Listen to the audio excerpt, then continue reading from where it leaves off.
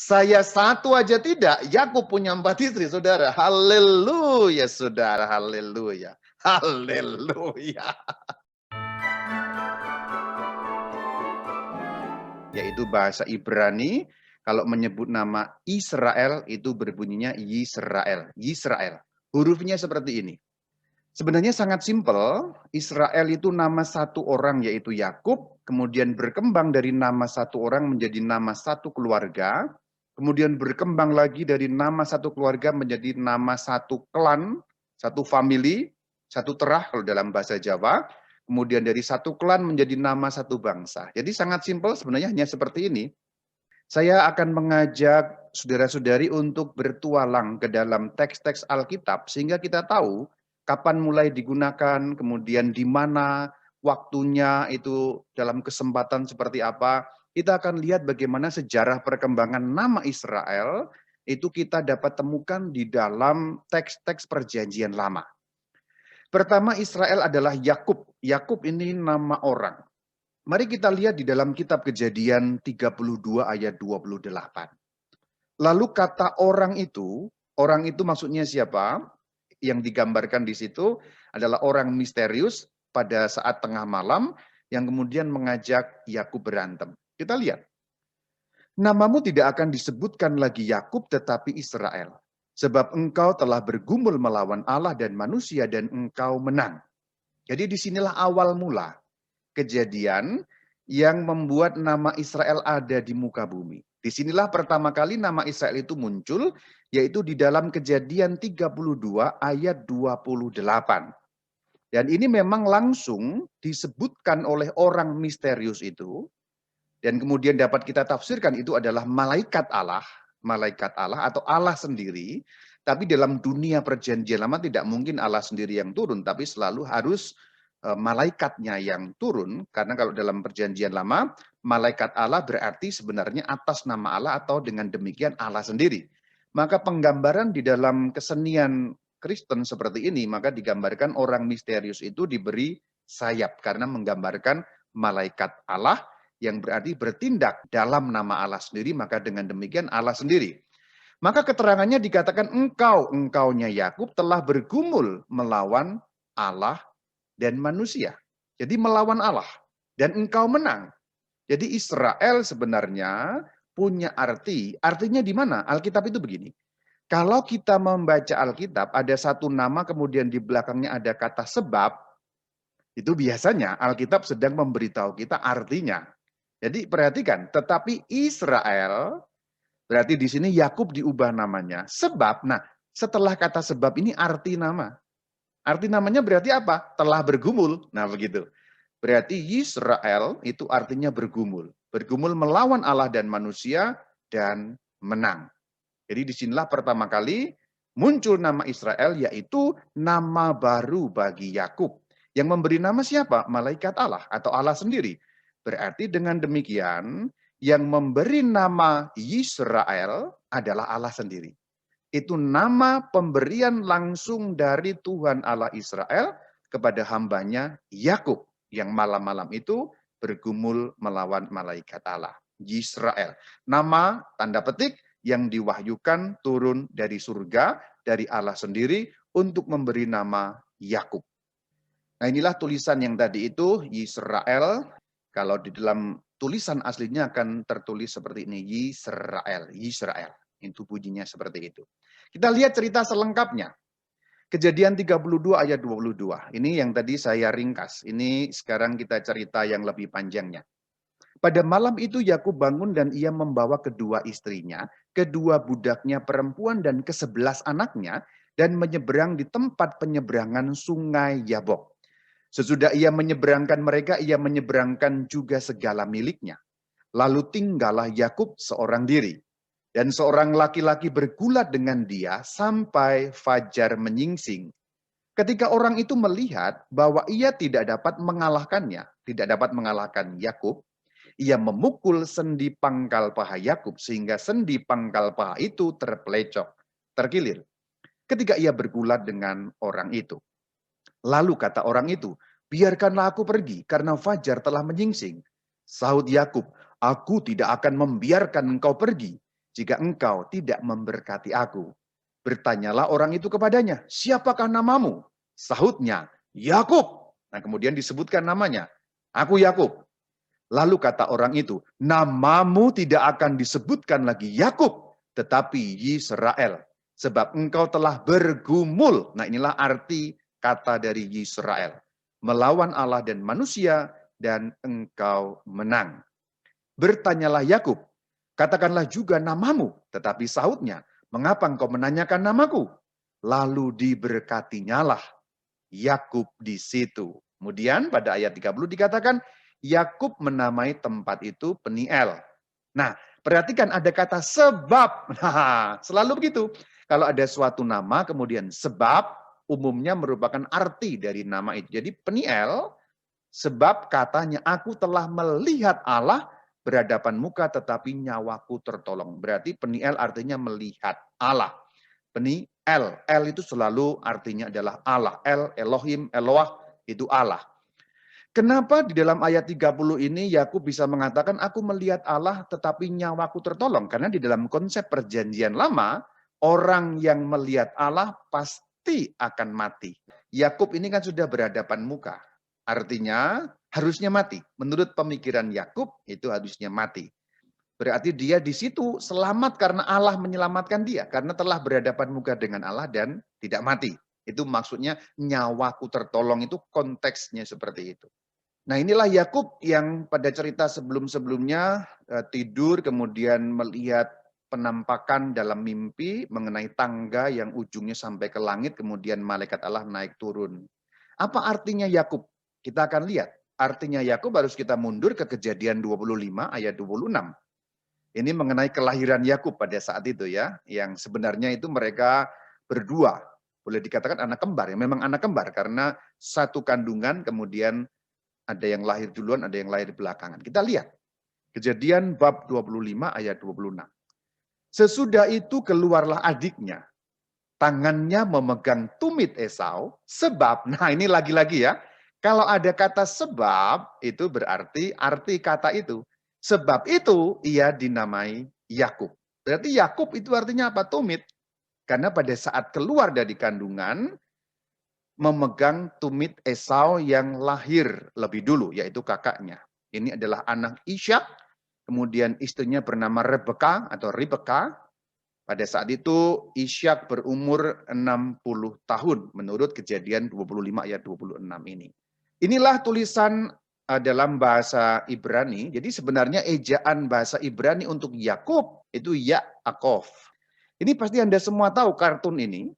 Yang sebelah kanan yang besar itu adalah Esau, yang sebelah kiri adalah Yakov, ya, Esau dan Yakov. Ini adegan yang sangat terkenal pada saat Esau menjual atau menukar hak kesulungan dengan semangkok kacang merah. Jadi sebenarnya Esau sudah memberikan hak kesulungan itu kepada Yakub, kemudian diberi ganti semangkuk kacang merah. Dan memang sudah dinubuatkan. Di dalam Kejadian 25 ayat 23, firman Tuhan kepadanya. Kepada siapa? Maksudnya kepada Ribka, yaitu istri Yitshak. Dua bangsa ada dalam kandunganmu, dan dua suku bangsa akan berpencar dari dalam rahimmu.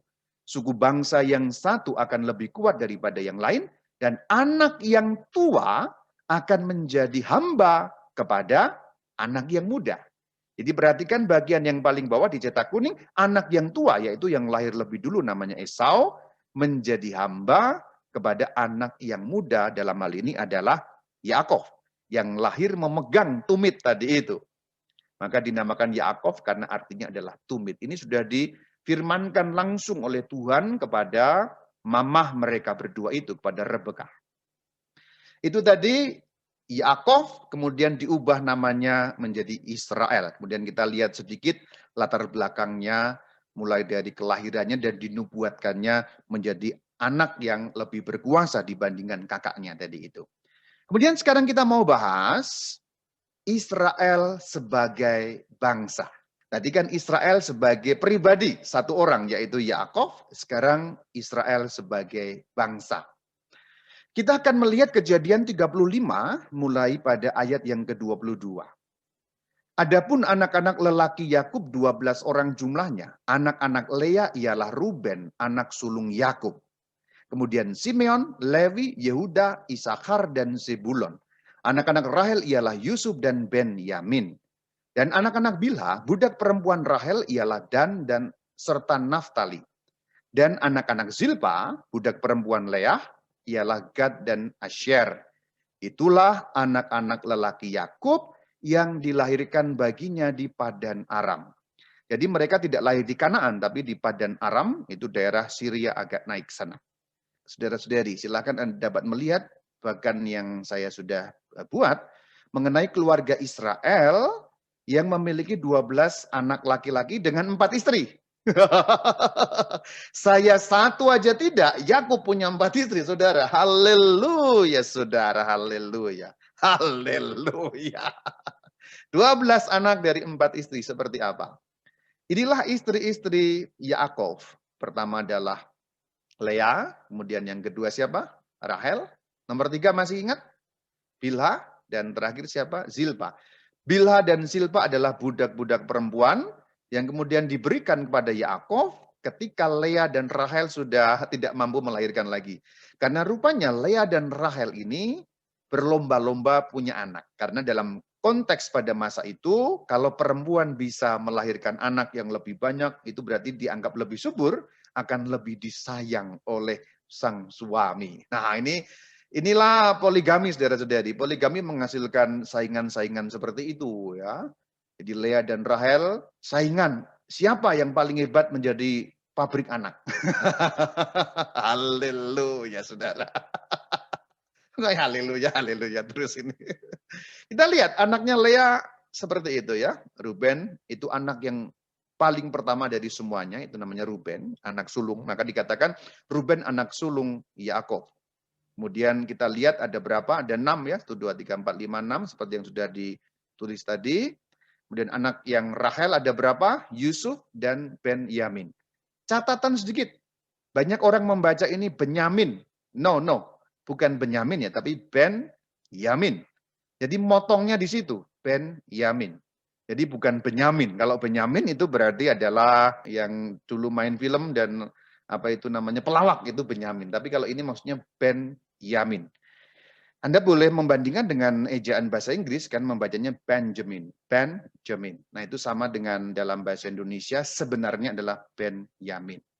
Selanjutnya ada anak Bilha, ada berapa? Ada 2. Kemudian anak Zilpa juga ada 2. Jadi yang paling produktif itu Lea.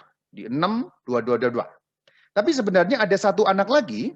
Kalau kita membaca Kejadian 30 ayat 21, sesudah itu Lea maksudnya melahirkan anak perempuan yang bernama Dina. Maka sebenarnya keluarga Israel alias Yakub itu 12 anak lelaki dan 1 anak perempuan. Anak perempuan yang namanya Dina itu anak dari Lea. Maka sebenarnya Lea memiliki berapa anak? Ya 6 plus 1. 6 laki-laki dengan 1 perempuan. Maka total jenderal adalah 13 anak. Total istri ada 4. Dan nanti 12 inilah yang akan menjadi cikal bakal 12 suku Israel, meskipun tidak semuanya. Contohnya suku Yusuf lalu tidak ada. 12 memang anaknya, tapi tidak semua menjadi nama suku pada saat nanti pembagian tanah terjanji. Sekeluarga tadi, kalau Anda tahu sejarahnya, saya tidak akan cerita lengkap sejarahnya, tapi saya andaikan tahu, kemudian kan mereka pindah ke Mesir karena cerita kelaparan itu ya. Yusuf sudah lebih dulu ke Mesir, kemudian seluruh keluarga pindah. Keluarga Israel yang pindah itu jumlahnya berapa? Kejadian 46 ayat 27 menceritakan bagi kita. Jadi keluarga Yakub yang tiba di Mesir, seluruhnya berjumlah 70 jiwa. Berarti ini 70 orang dikurangi Yusuf. Dalam arti Yusuf, 70 itu Yusuf tidak dihitung. Karena apa? Yusuf sudah mendahului mereka karena sudah menjadi orang kedua terpenting di Mesir setelah Fir'aun. Mereka di Mesir kira-kira 400-an tahun. Berarti sudah berapa generasi? Ambil contoh pada masa kuno, 1 generasi itu 20 tahun. Jadi setiap 20 tahun punya anak. Berarti kalau 400-an tahun ada berapa generasi, Anda bisa menghitung sendiri kira-kira berapa jumlah generasinya. Nah, angka tepatnya itu dicatat di dalam kitab Exodus, kitab Keluaran pada pasal yang ke-12 ayat yang ke-40. Lamanya orang Israel diam di Mesir adalah 430 tahun. Nah, itu angka persisnya. Kita lihat saudara-saudari bahwa di dalam Keluaran 12 ayat 40 ini, Israel sudah menjadi nama bangsa. Tidak lagi menjadi nama satu orang saja. Karena sudah begitu lama, 400-an tahun, kemudian juga sudah begitu banyak. Itu tercatat di dalam Keluaran pasal yang pertama ayat yang ke-7. Kita lihat, orang-orang Israel beranak cucu dan tak terbilang jumlahnya. Mereka bertambah banyak dan dengan dahsyat berlipat ganda sehingga negeri itu dipenuhi mereka. Negeri itu maksudnya Mesir.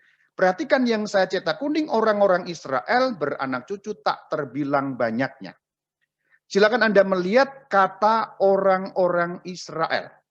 Kalau kita membaca teks asli, nah seringkali begitu. Membaca Alkitab dalam bahasa terjemahan itu bagus, tetapi kalau kita membaca teks asli, membaca buku tafsiran, kemudian memperkaya pemahaman, akan ada banyak hal yang lebih terbuka selain pada teks terjemahan. Terjemahan selalu penting, tetapi tidak sempurna. Kata orang-orang Israel atau istilah orang-orang Israel dalam Keluaran 1 ayat yang ke-7 itu harafiahnya sebenarnya berbunyi anak-anak Israel. Nanti ini kita akan mengetahui satu hal penting dari mana beberapa istilah berasal. Kalau Anda hanya membaca terjemahan orang-orang Israel, ya taunya hanya seperti itu. Tapi kalau kemudian kita membaca teks aslinya akan berbunyi harafiah sebenarnya anak-anak Israel. Nah, ini teks aslinya berbunyi seperti itu tulisannya. Jadi kata yang diterjemahkan orang-orang Israel itu berbunyi Bnei Israel. Bnei Israel itu jamak, kalau tunggalnya itu ben. Masih ingat tadi itu ya ben, yamin. Ben berarti anak. Anak kemudian bene berarti anak-anak. Maka sebenarnya harafiah itu berbunyi anak-anak Israel. Nah dari kata ben atau dari kata bene inilah kita kemudian di dalam bahasa Indonesia mengenal Bani Israel. Maka kalau Anda yang selama ini bertanya-tanya dari mana kata Bani Israel? Apa artinya kata Bani? Ini akar katanya. Jadi akar katanya dari Keluaran 1 ayat yang ke-7, di mana teks asli dalam bahasa Ibrani berbunyi Ubne Yisrael, yang kemudian bisa diterjemahkan menjadi Bani Israel. Harafiah berarti tadi apa? Anak-anak. Tapi bukan berarti anak-anak langsung, maksudnya adalah generasi-generasi anaknya anak-anak pinak. Nah itulah, kita punya dalam bahasa Indonesia anak pinak. Harafiah berarti itu. Maka sebenarnya kalau kita membaca Keluaran 1 ayat yang ke-7 dalam terjemahan harafiah, kita bisa membunyikannya begini. Bani Israel, nah begitu. Terjemahan yang kita punya kan berbunyi orang-orang Israel, kan begitu ya. Tapi kita bisa terjemahkan harafiah, Bani Israel, karena teksnya berbunyi, Bani Israel. Kemudian Bani Israel beranak cucu. Maka ringkasan di awal saya ulang kembali, Israel nama satu orang, kemudian menjadi nama satu keluarga. Ketika menjadi 70 orang tadi kan itu baru keluarga. Kemudian klan, ketika pindah ke Mesir, mereka berbondong-bondong menjadi satu klan tersendiri. Kemudian setelah ratusan tahun, 400-an tahun menjadi bani, menjadi bangsa. Bangsa, bani, itu istilah yang kurang lebih sinonim. Kapan Israel menjadi bangsa? Sesungguhnya adalah ketika mereka berada di Mesir. Ini sejarahnya. Jadi sebenarnya pada saat Israel belum berada di Mesir, mereka belum menjadi bangsa. Ini menariknya. Justru di tempat di mana mereka ditindas, justru di tempat di mana mereka diperlakukan sebagai budak-budak, mereka terbentuk menjadi bangsa. Ini sebenarnya paradoks atau agak ironi juga sebenarnya. Pada saat mereka di tanah Kanaan yang dijanjikan itu, mereka belum menjadi bangsa, tentu saja masih 70 orang, masih marga, keluarga. Nah, keluarga besar, katakanlah seperti itu. Tapi kemudian mereka pindah ke Mesir dan setelah ratusan tahun, kemudian bertambah banyak seperti yang diceritakan tadi itu, mereka di situ menjadi Bani Ubne Yisrael, berarti menjadi bangsa.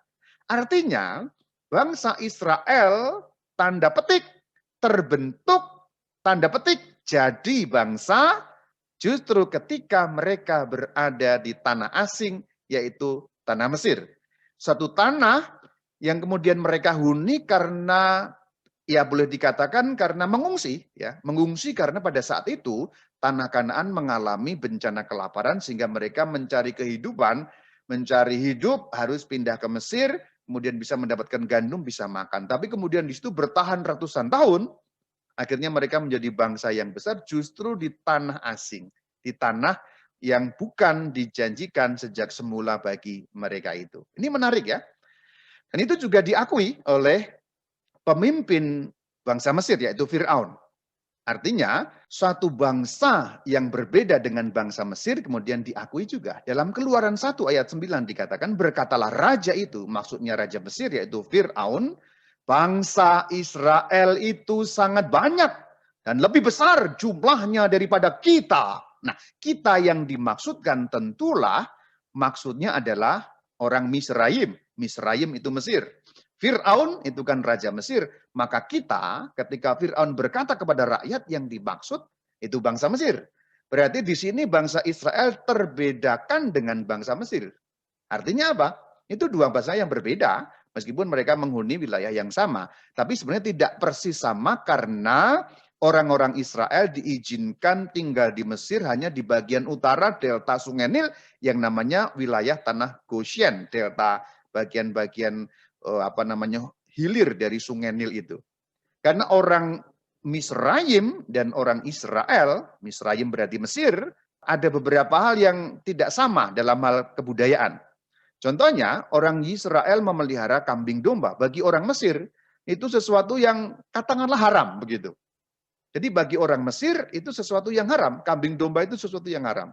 Mereka tidak berbeda, halal dan haramnya berbeda. Ada binatang-binatang tertentu yang berharga untuk Israel, tapi justru dihindari oleh Misraim. Demikian juga sebaliknya. Maka meskipun setelah 400 tahun bangsa itu tidak bercampur dengan bangsa Mesir. Misraim tetap Misraim, Israel tetap Israel. Karena ada beberapa hal yang tidak sama. Dan mereka hidup terpisah. Itu sejarahnya seperti itu. Kemudian juga istilah Israel sudah menjadi bangsa ketika menjelang keluaran. Keluaran 12 ayat 15. Ini gambar ketika mereka memotong kambing domba, kemudian mengoles-oleskan itu di ambang pintu.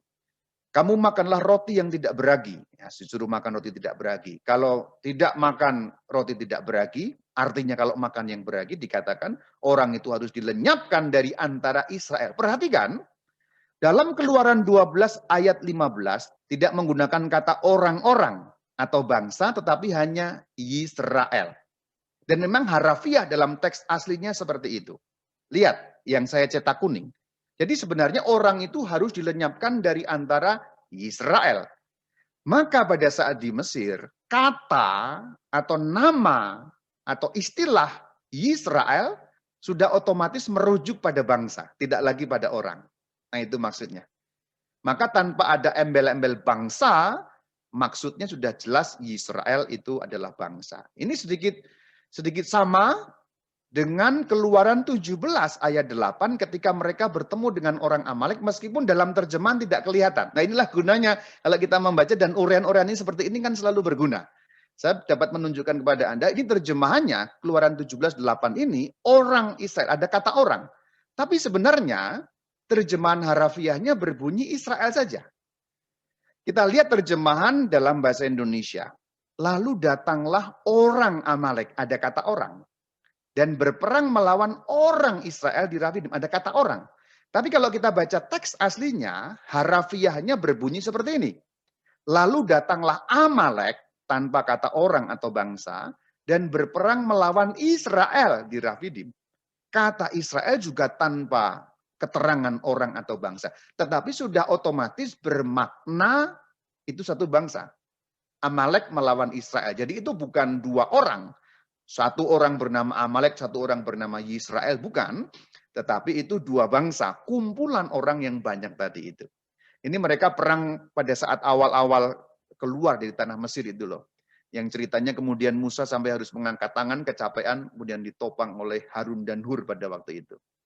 Nah kemudian ketika mereka masuk ke tanah Kanaan setelah 40 tahun putar-putar, di Kanaan itu mereka makin kuat sebagai bangsa. Tadi saya katakan mereka terbentuk sebagai bangsa itu di Misraim, Tapi kemudian mereka makin kuat sebagai bangsa itu mereka ketika ada di Kanaan. Kenapa mereka makin kuat di Kanaan? Karena sudah menempati tanah, tidak lagi nomaden. Pada saat mereka baru keluar dari tanah Mesir, mereka kan nomaden, berpindah-pindah.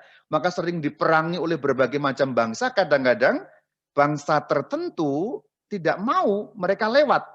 Ya, kadang raja apa, nggak boleh kamu lewat di sini, karena saking banyaknya orang.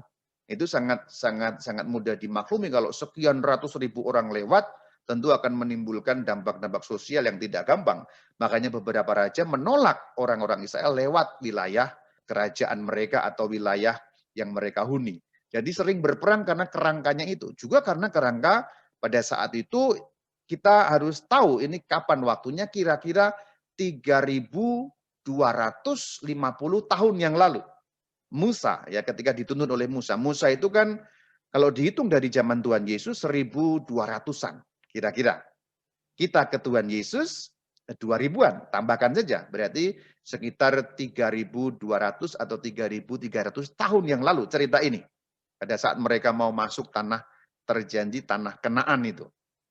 Ketika sudah masuk kemudian dibagi-bagi. Silakan lihat gambar yang sebelah kiri. Inilah gambar pembagian wilayah Kanaan ya. Jadi sebelum ditaklukkan, wilayah Kanaan itu dihuni beberapa bangsa, beberapa kerajaan. Ada negeri Basan, ada negeri Amon, ada negeri Sihon, kemudian Moab, Edom di sebelah selatan. Jadi sebenarnya sudah ada orang pada saat itu kemudian ditaklukkan. Kota pertama yang ditaklukkan kan Yeriko pada saat itu. Kemudian dibagi-bagi, seperti inilah pembagiannya. Ruben di mana, Yehuda di mana, Simeon di mana, dan seterusnya ya. Selanjutnya dapat kita lihat bagaimana di dalam Yosua 24 ayat 31, ini bagian terakhir dari kitab Yosua, yang artinya apa? Mereka sudah menetap. Yuk kita lihat teksnya.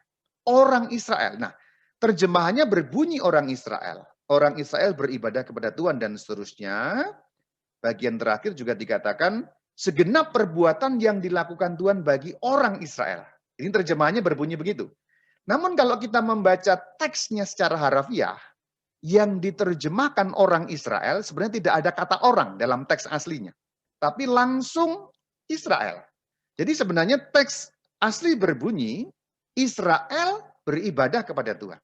Dan Israel di situ sudah berarti seluruh bangsa tadi itu yang terdiri dari 12 suku yang kemudian mendapatkan wilayah tanah tadi itu.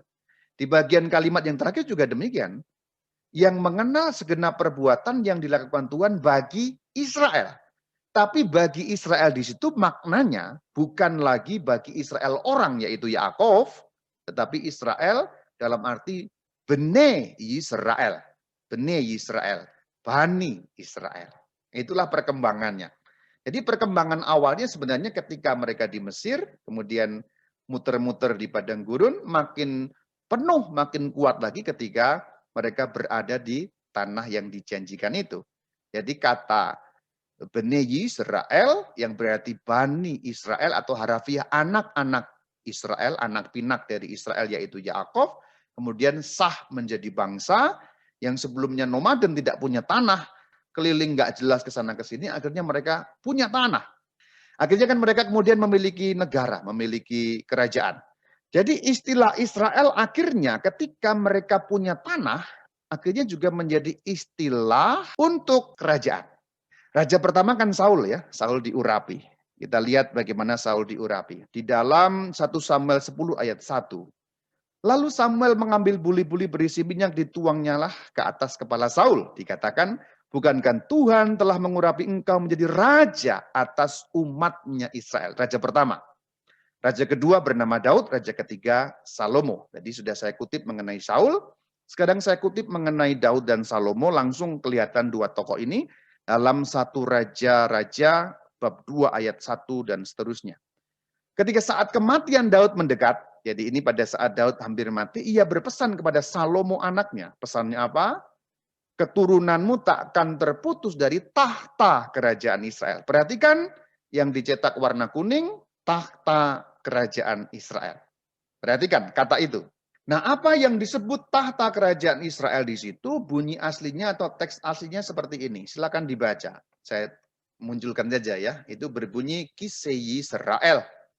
Jadi teks asli yang berbunyi tahta kerajaan Israel itu berbunyi Kiseh Yisrael. Maka keturunanmu takkan terputus dari Kiseh Yisrael. Apa artinya? Harafiah sebenarnya berarti tahta Israel. Jadi teks asli tidak punya kata kerajaan sebenarnya. Kata kerajaan ditambahkan dalam terjemahan karena untuk menegaskan bahwa Israel sekarang menjadi nama kerajaan. Itu maksudnya. Kalau dalam teks aslinya hanya berbunyi Kiseh Yisrael yang arti harafiahnya tahta Israel. Tapi dengan demikian, menurut 1 Raja-Raja 2 ayat 4, kita tahu bahwa Israel kemudian menjadi nama satu kerajaan. Tidak lagi hanya nama satu bangsa. Sebelum mereka punya kerajaan, mereka hidup terpencar-pencar loh. Memang berasal dari akar yang sama, tapi mereka masing-masing punya kepala-kepala suku yang disebut hakim-hakim itu.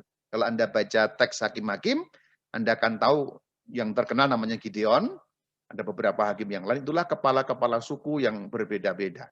Raja pertama Saul, raja kedua Daud, kemudian Salomon, raja ketiga, akhirnya kerajaan itu menjadi hancur. Ini kita lihat. Jadi kalau kita melihat Saul, Daud, dan Salomo kira-kira waktunya 1000 tahun sebelum Tuhan Yesus. Berarti Raja Saul, Raja Daud, Raja Salomo kurang lebih hidup 3000 tahun yang lalu. Mereka tokoh-tokoh nyata. Tokoh-tokoh asli yang hidup di atas muka bumi. Tinggal juga di Israel sana, yang sekarang ribut-ribut itu tanahnya. Kemudian setelah itu kerajaan pecah. Ini ringkasan-ringkasan, saya andaikan Anda sudah tahu. Kalau belum tahu nanti Anda bisa menonton channel YouTube Katkit yang berjudul Alkitab 8 seri. Jadi kalau ini Anda bingung, Anda perlu menonton Alkitab 8 seri sehingga Anda ngerti bagaimana sejarah besar dalam Alkitab. Maka saya tidak akan mengulangi lagi, nanti Anda bisa tonton sendiri di situ. Kerajaan menjadi pecah, kemudian karena pecah seperti bahasa Indonesia kita punya pepatah, bersatu kita teguh, bercerai kita runtuh. Maka kerajaan yang terpecah itu menjadi runtuh karena pecah menjadi dua. Mereka dibuang 2 kali, tahun 700-an sebelum Masehi itu diserang bangsa Asyur, hancur kerajaan yang utara, kemudian oleh Babel tahun 500-an sebelum Masehi di bagian selatan, 2 kali dibuang. Maka kemudian karena pecahnya kerajaan tadi itu, kemudian nama Israel tidak lagi mewadahi seluruh kerajaan atau seluruh wilayah. Kalau zaman Saul, Daud, dan Salomo, kerajaan itu seluruhnya di mana yang kurang lebih tadi yang ada di peta tadi itu, saudara-saudari. Nah, peta yang di sini nih, Anda bisa lihat ya. Kurang lebih peta kerajaannya seluas itu, kurang lebih. Kalau dibandingkan zaman sekarang, kira-kira wilayah negara Israel modern, plus wilayah Palestina, plus sedikit wilayah di utara itu Libanon, di timur itu ada Yordania, dan sedikit Arabia. Jauh lebih besar daripada wilayah negara modern Israel sekarang. Kerajaan terutama pada zaman Daud, karena Daud kemudian menaklukkan beberapa wilayah di sekitarnya sehingga menjadi paling besar. Wilayah paling besar yang dikuasai adalah wilayah pada zaman Raja Daud. Pada saat itu dia banyak menang perang itu, sehingga wilayahnya luas sekali pada saat itu. Kita kembali ke sini, kerajaan yang pecah. Nah, kerajaan yang pecah itu begini, saudara-saudari. Setelah Salomo, kemudian negara pecah menjadi 2. Raja utara yang pertama itu bernama Yerobeam, raja selatan yang pertama setelah pecahnya kerajaan maksudnya itu bernama Rehabeam. Namanya mirip. Maka kerajaan menjadi Yehuda dan Israel. Maka di sini setelah tahun 1000 sebelum Masehi, kata Israel punya makna lain lagi. Kata Israel lalu punya makna kerajaan sebelah utara. Tidak lagi menyebut seluruh orang Israel pada waktu itu. Jadi ada banyak perubahan sebenarnya. Dari nama satu orang, lalu nama satu bangsa secara keseluruhan. Setelah mereka menetap, lalu punya kerajaan, nama kerajaan yang mencakup seluruh orang Israel itu. Kerajaannya pecah, kemudian untuk menyebut istilah orang yang utara saja. Tidak lagi orang yang selatan. Nah, Israel yang utara itu kemudian dinamai dengan nama Israel. Yang selatan namanya apa? Yehuda. Karena memang yang di selatan hanya tinggal suku Yehuda saja, memang dibantu oleh suku Benyamin dan suku sebagian orang-orang Lewi. Karena orang-orang Lewi kan mereka tidak punya tanah, mereka boleh dikatakan orang-orang yang mengurusi peribadatan. Maka persepuluhan juga nyambungnya ke sana. Kapan-kapan kita bisa bicara persepuluhan ya. Apa artinya, apa maksud awalnya, ya, dan sekarang sedikit-sedikit agak di haleluya saudara. Itu ya. Maka kalau kita membaca 1 Raja-Raja pasal 12 ayat 28 contohnya, ketika ada perkataan hai Israel, ini tidak lagi berarti seluruh bangsa. Perhatikan, jadi ini artinya berbeda. Jadi kata Israel dalam Alkitab itu maknanya beda-beda.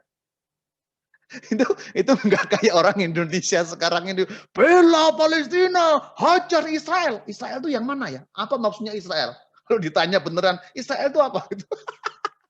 Saudara-saudariku yang tercinta, yang terkasih, yang cakep, yang ganteng, yang pinter-pinter, saya yakin pendengar Katkit pinter-pinter. Kata Israel itu sendiri, lapisan maknanya banyak sebenarnya. Juga sampai pada zaman modern ini, nanti kita dalam tanya jawab bisa membahas, mungkin kalau disangkut pautkan dengan problem-problem modern juga boleh-boleh saja. Tapi sebenarnya ini perlu dikuasai dulu, kita lebih baik landasannya tahu dulu, sehingga hal-hal yang modern nanti kapan-kapan kita bisa lebih dalami lagi. Intinya adalah, di dalam Alkitab saja, kalau Anda menemukan kata Israel, nama Israel, artinya berubah-berubah, tergantung konteksnya. Jadi kalau di sini, misalnya Anda sedang membaca, yang saya kutip di sini ya, 1 Raja-Raja 12:28, hai Israel, wah ini maksudnya apa ya, yang mana ya? Kalau Anda tidak mengerti ilmu seperti ini, bingung, siapa yang dimaksud dengan Israel di sini? Karena Israel berarti Yakov, Israel berarti bangsa, Israel berarti kerajaan, dan setelah pecah berarti kerajaan wilayah utara. Nah, dalam konteks ini yang dimaksudkan adalah Israel wilayah utara. Dalam konteks ini. Yang kemudian dalam cerita 2 Raja-Raja pada pasal yang ke-17 ayat 6 dikatakan direbut oleh bangsa Asyur kerajaannya yang ibu kotanya Samaria, kemudian diangkut orang-orang itu ke Asyur. Berarti dengan demikian saudara-saudari, orang-orang Israel yang di utara itu kemudian hancur, selesai. Oh ya, catatan sedikit. 2 Raja-Raja 17 ayat 6 ini dalam terjemahan berbunyi orang-orang Israel. Sebenarnya teks asli harafiahnya berbunyi Israel. Jadi harafiahnya berbunyi begini. Dalam tahun ke-19 zaman Hosea, maka Raja Asyur merebut Samaria. Ia, berarti Raja Asyur, mengangkut Israel. Tuh. Kalau Anda nggak ngerti ilmu Alkitab, artinya apa di situ? Mengangkut Israel. Israel yang apa yang dimaksudkan? Dalam teks ini yang dimaksudkan Israel wilayah utara. Karena orang Israel di wilayah selatan tidak lagi disebut orang Israel. Sejak perpecahan negara itu. Mereka menyebut diri orang Yehuda. Kenapa kok ditambahi kata orang-orang ya loh? Berarti terjemahannya tidak setia. Bukan begitu. Terjemahannya ditambahkan seperti itu, supaya kita paham. Ini mempermudah pembaca Alkitab yang tidak terlalu paham ilmu Alkitab. Nah begitu. Kalau saya, bukan berarti saya sombong, tidak. Ya, sedikit mendalami Alkitab sehingga saya tahu teks tertentu ngomong Israel, Israel apa yang dimaksudkan. Lapisan maknanya tidak satu, tidak tunggal. Gitu. Pendek kata, Israel yang di utara hancur, tinggal wilayah Yehuda. Hancurnya 722 sebelum Masehi. Tapi akhirnya kemudian Yehuda pun hancur. Karena Yerusalem ibu kotanya. Kalau yang utara itu ibu kotanya Samaria, di selatan ibu kotanya Yerusalem, kemudian dihancurkan. Perhatikan, 2 Raja-Raja pada bab yang ke-25 ayat 21. Raja Babel menyuruh membunuh mereka di Ribla di tanah Hamat. Demikianlah orang Yehuda, nah perhatikan, orang Yehuda diangkut ke dalam pembuangan dari tanahnya. Jadi tidak lagi disebut orang Israel. Jadi orang-orang yang tinggal di selatan, di Yerusalem dan sekitarnya di wilayah selatan, tidak lagi disebut orang Israel, tapi orang Yehuda. Perhatikan 2 Raja-Raja 25 ayat 21. Demikianlah orang Yehuda diangkut ke dalam pembuangan dari tanahnya. Akhirnya Yehuda juga hancur 586 sebelum Masehi. Hancur tamat. Nah, ini selesai. Maka kemudian orang Israel yang dibuang di utara tidak pernah kembali. Boleh dikatakan kemudian terpencar-pencar, tercampur-campur, lalu tidak lagi murni Israel. Itulah kenapa pada zaman Tuhan Yesus ketika memang ada yang kemudian secara sporadis kembali, orang Samaria yang diceritakan di Perjanjian Baru itu orang Israel Utara yang dibuang, kemudian campur dengan bangsa-bangsa lain, akhirnya beberapa kembali. Tapi secara teknis mereka tidak pernah kembali seperti orang selatan. Tapi karena sudah kawin dengan bangsa-bangsa lain, maka tidak lagi dianggap orang yang murni. Itulah kenapa kalau dalam Perjanjian Baru, orang Samaria itu dianggap ya orang-orang nggak terlalu beragama benar. Nah itu konteksnya. Maka kalau kita membaca Alkitab itu nyambung semua sebenarnya. Perjanjian Lama, Perjanjian Baru seperti itu. Dan kemudian boleh dikatakan istilah Israel kan tenggelam dengan hancurnya kerajaan utara. Perhatikan sekian ratus tahun loh. Tahun 700-an sebelum Masehi itu kerajaannya hancur, berarti istilah Israel juga ikut hancur. Karena orang selatan disebut orang Yehuda. Sekitar ya 200-an tahun. Akhirnya pembuangan. Tapi kemudian setelah kembali dari pembuangan, istilah Israel dipakai lagi untuk menyebut orang Yehuda. Nah, mumet kan lo? Mumet nggak?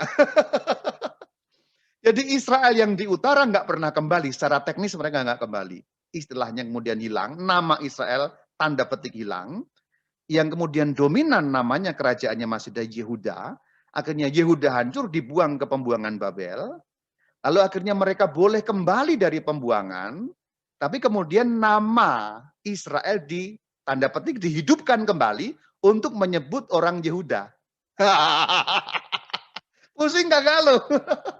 Jadi tidak simpel Ferguson, tidak semudah itu Santoso. Israel itu apa? Artinya banyak. Lapisan maknanya itu asik. Itu sejarahnya seperti itu. Jadi orang Yehuda yang kembali itu akhirnya juga disebut orang Israel juga. Lapisan makna sejarah selanjutnya, istilah Israel kemudian untuk menyebut bangsa yang kembali dari pembuangan tadi itu. Itu zaman Ezra.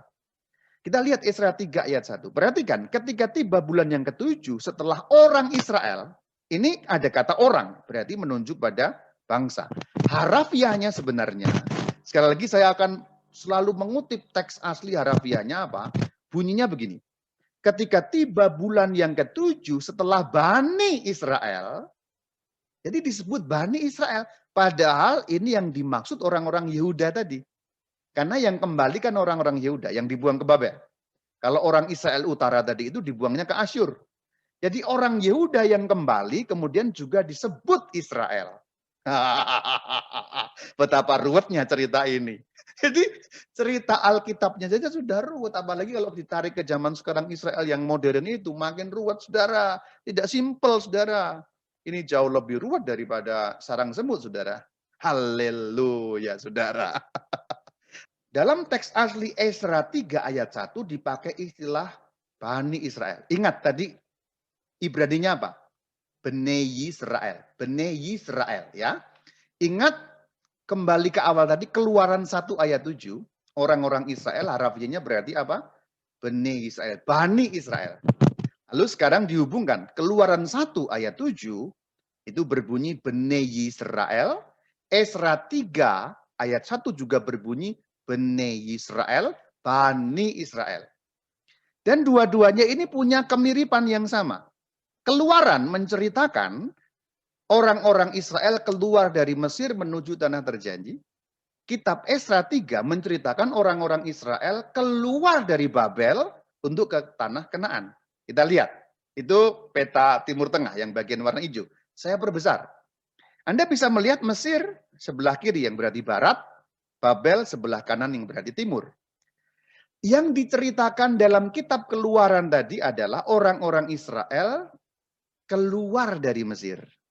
Kemudian yang diceritakan dalam kitab Ezra keluar dari Babel.